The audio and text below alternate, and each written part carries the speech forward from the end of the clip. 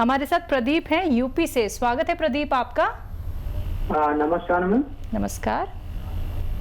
मेरा सवाल अजीम जी से है। जी जी बताइए। नमस्कार सर। जी आदाब। सर हमारे पिताजी हैं, करीब उम्र है उनकी 65 साल। तो उनके घुटनों में दर्द रहता है और सूजन भी रहती है। ठीक है। और उनको सर्दी हो या गर्मी हो, मतलब हरदम जुकाम सा बना रहता है। ठीक है ठीक है।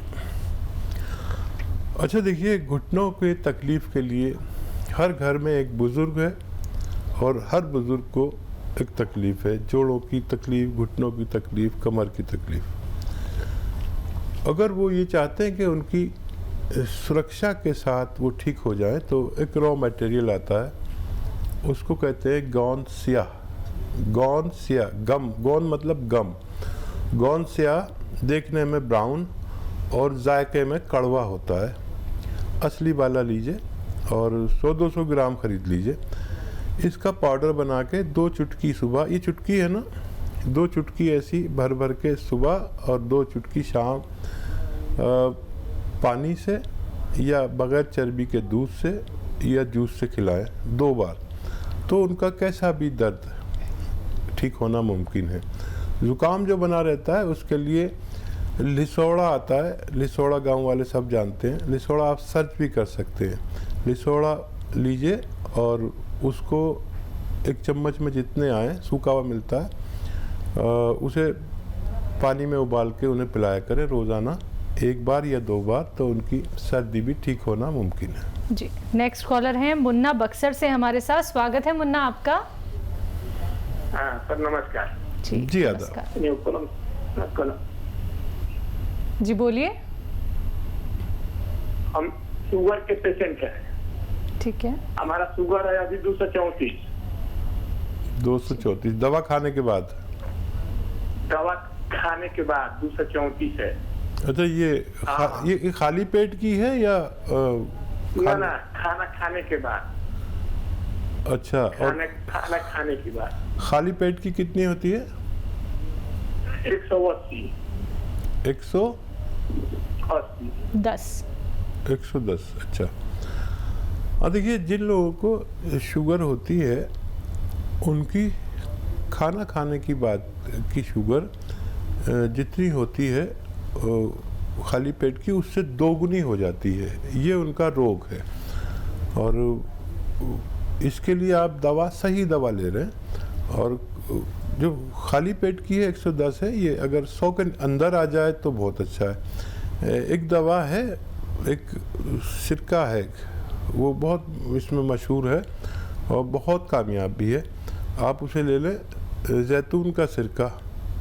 आप 2-3 चम्मच सुबह, 2-3 चम्मच शाम अपनी सब्जी में मिला कर भी ले सकते हैं, पानी में मिलाकर भी ले सकते हैं। तो इससे शुगर कंट्रोल रहने के साथ आपके जो पार्ट्स ऑफ बॉडी जिनको डायबिटीज़ नुकसान देती है, जैसे किडनी, आँखें, लीवर, दिल, तो इनको नुकसान नहीं पहुंचने देती और आप एक सेहतमंद ज़िंदगी गुजार सकते हैं। अगले कॉलर हैं मोहिनी कोटा से हमारे साथ। स्वागत है मोहिनी आपका। जी साहब, वो साहब से बात करनी है, अतीम साहब से। जी मोहिनी जी आदाब, बताइए क्या सेवा? सर मेरे एक तो पहले तो मेरे पित्त में पथरी है।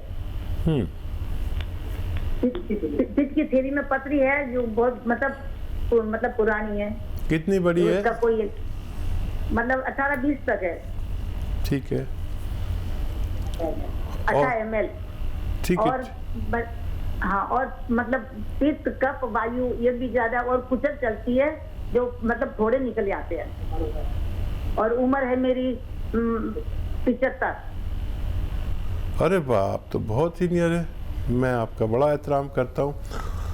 अच्छा देखिए, पित्त की पथरी ज़्यादातर जब बड़ी होती है तो उसे ऑपरेट ही करना पड़ता है। और जिसके भी पित्ते में पथरी होती है, जब भी वो कुछ खाता है तो वात, पित्त और ये सब बढ़ ही जाता है और बहुत परेशानी होती है, बहुत बेचैनी, बड़ी तकलीफ़ होती है। जब ये मूवमेंट में होती है तो बहुत तकलीफ़ देती है। अच्छा तरीका ये है कि इसको आप रिमूव करा दें। आजकल बहुत अच्छे ऑपरेशन हैं जो पता भी नहीं चलता और कैमरा डाल के ऑपरेशन कर देते हैं पेट में। तो आप उसके लिए दवा ना लें तो बेहतर है। और बाकी जितनी आपकी परेशानी है उसका मैं, अगर ये किडनी में होती तो कितनी बड़ी होती, मैं आपको नुस्खा बताया था, निकल सकती थी। तो इसके लिए आप ज़रूर ऑपरेशन की तैयारी रखें। और कभी ये क्योंकि इतनी परेशानी कर देती है कभी कभी, क्योंकि वो पित्ता जो है बहुत बारीक होता है, एक स्किन की तरह, एक झिल्ली की तरह होता है, वो कभी कभी उसमें ये इन्फेक्शन ऐसा कर देती है कि जान बचानी मुश्किल होती है। तो मेरी बात पर गौर करना और कभी भी इसे निकलवा दीजिए। आप सेहतमंद लग रही हैं, 75 साल की भी, और राजस्थान की बहुत मजबूत औरत लगती हैं आप मुझे, और बाकी आपकी तमाम चीज़ों का इलाज होना मुमकिन है। चलिए नेक्स्ट कॉलर हैं प्रोफेसर उदारी पंजाब से हमारे साथ, स्वागत है आपका। आदाब हकीम साहब। आदाब, कैसे हैं जनाब? बहुत कृपा आपकी। मैं बहुत देर से सिरना और सौंफ की फक्की ले रहा था कब्ज के लिए। अब ये कुछ काम नहीं करती। काफी देर इसने बहुत अच्छा काम किया है। अच्छा, आप ये बताइए कि और सौंफ की बराबर की मात्रा में लेकर, ठीक है, रात को लेते थे। अच्छा देखिए, आपको ये किसी वैद्य ने या हकीम ने बताया था कि ये लेना है? हेलो, एक जज साहब थे, मुझे मेरे को करीना में बताया था एक बार, तो मैंने शुरू कर दिया। अब 3-4 साल तो बहुत अच्छा चला है ये। ठीक है, मैं यही बताना चाह रहा था आपको। देखो, जज साहब का काम है कानून के फैसले देना। हम किसी भी जज के भी कहने से कोई भी चीज़ शुरू नहीं कर सकते। ये जो सना मक्की है, ये पेट को उधेड़ देती है। इससे होशियार रहें, लोग खाते हैं, लेकिन ये आंतों को उधेड़ देती है। कोई भी कुछ भी बताता है, कोई आके बताता है कि वो त्रिफला लो। ये त्रिफला और सना मक्की ये सब अच्छे लगते हैं कि इधर खाया इधर पेट साफ। आदमी सोचता है डॉक्टर ने मुझसे हज़ारों रुपए ले लिए और ये 2 पैसे का नुस्खा ने मेरा पेट साफ कर दिया। तो गौर से सुनिए ये बात मेरी, ये सब नुकसान देते हैं। जब तक इनको मैलूल नहीं किया जाता, इन्हें शुद्ध नहीं किया जाता, इनको शुद्ध किया जाता है। सना मक्की हो या त्रिफला हो, इसको बादाम के तेल में भूना जाता है, और या कोई गरीब आदमी है तो अरंडी के तेल में भूनते हैं इसे।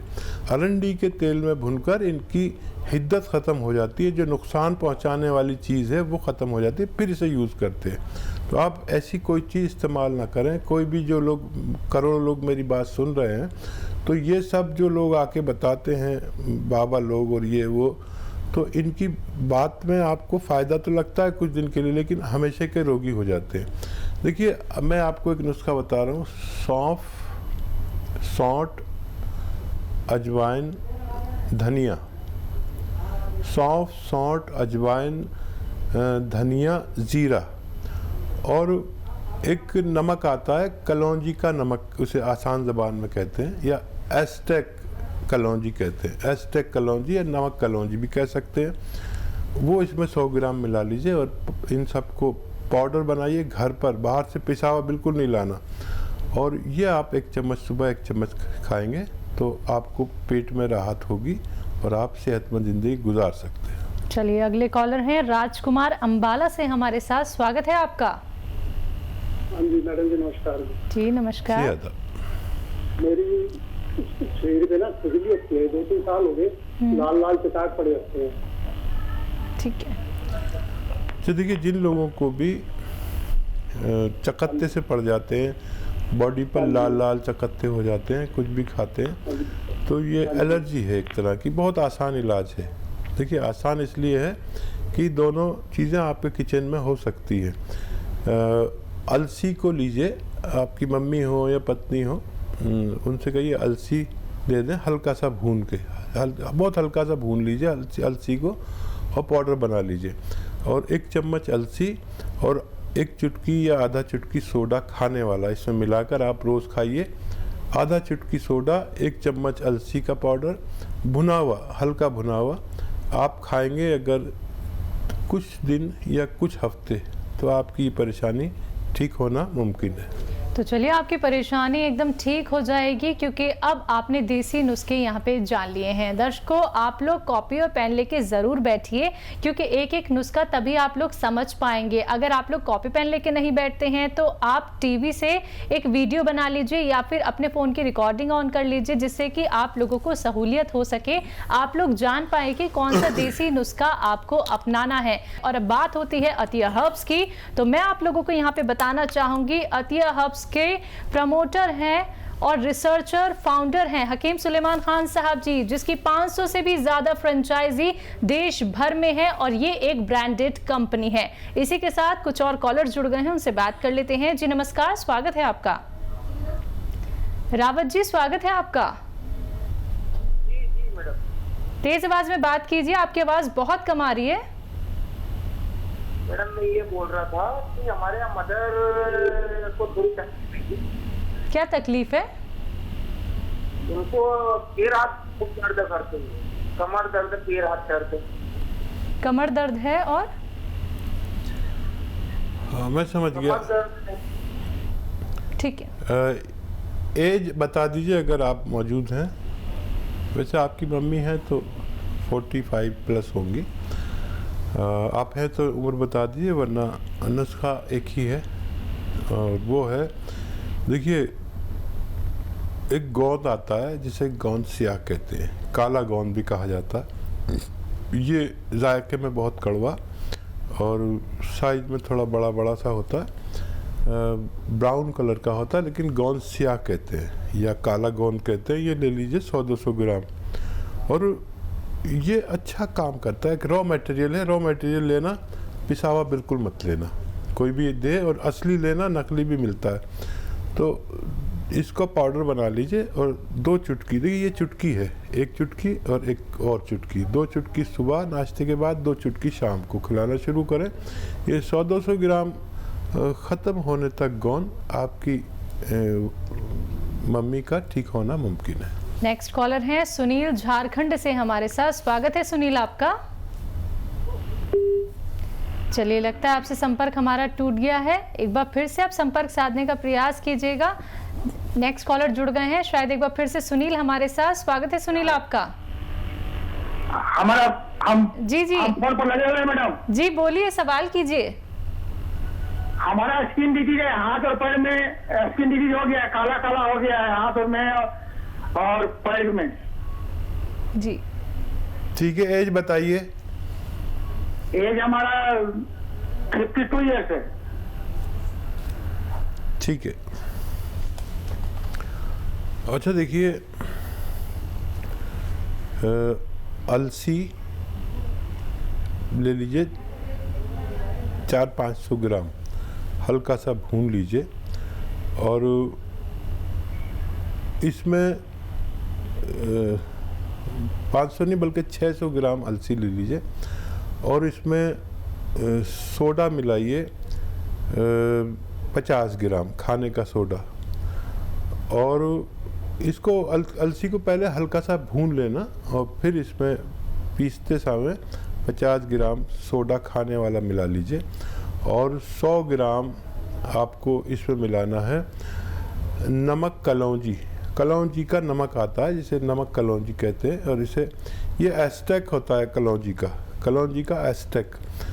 तो ये सब आप मिक्स कर लीजिए और 1 चम्मच सुबह 1 चम्मच शाम, यानी 3-4 ग्राम पानी के साथ 2 बार लिया करिए। एक बार में ही वैसे फ़ायदा शुरू हो जाता है, ज़रूरत पड़े तो 2 बार भी ले सकते हैं खाने के बाद। ये 600-700 ग्राम मटेरियल ख़त्म होते होते आपकी स्किन का ठीक होना मुमकिन है। नेक्स्ट कॉलर हैं अमित, इंदौर से हमारे साथ। स्वागत है अमित आपका। हेलो। हेलो, नमस्ते मैम। नमस्कार। हेलो जी। हकीम साहब को नमस्कार करता हूँ। जी आदाब, मैं आपको करता हूँ।